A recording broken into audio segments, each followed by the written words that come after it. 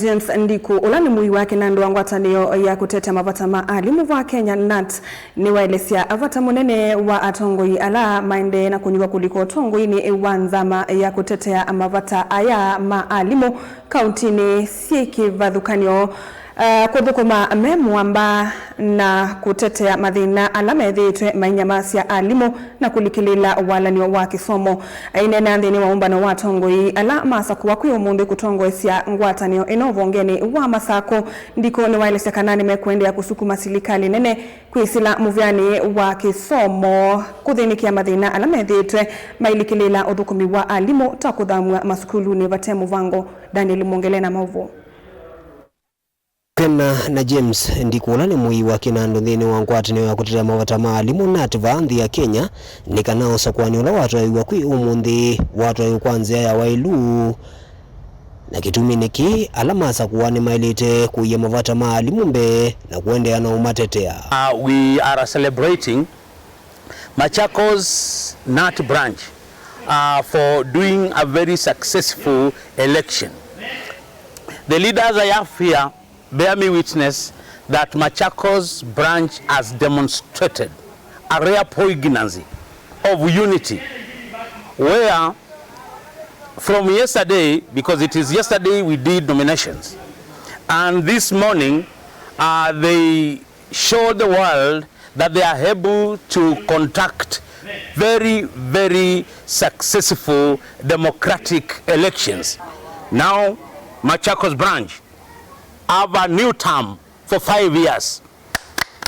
We are asking you to utilize these 5 years well in articulating issues bedeviling teachers in the country.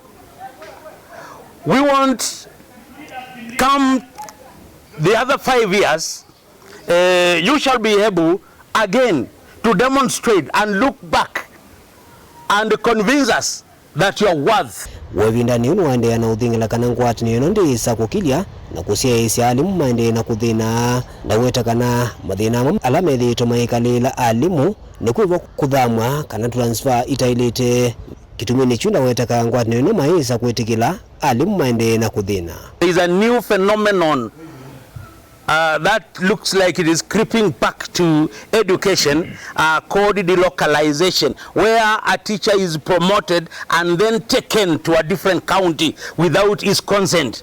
We are saying that is delocalization through the back door, and we are calling a stop to it. Unugu waendea na kuthingila kana ni maendea na ukwati na silikali nene na kuiki mathina la maendea na kuikumbila walinimo wa kisomo ni malungwa na maniwa kwitha maikwata kisomo cha ilu. Let the government send monies to these schools. We do not want the complaint that students are getting to schools and then the schools are lacking facilities to accommodate the students, because schools need food. Schools need mattresses. Schools need beds, and school needs food and many other things. So it is upon the government to walk its talk.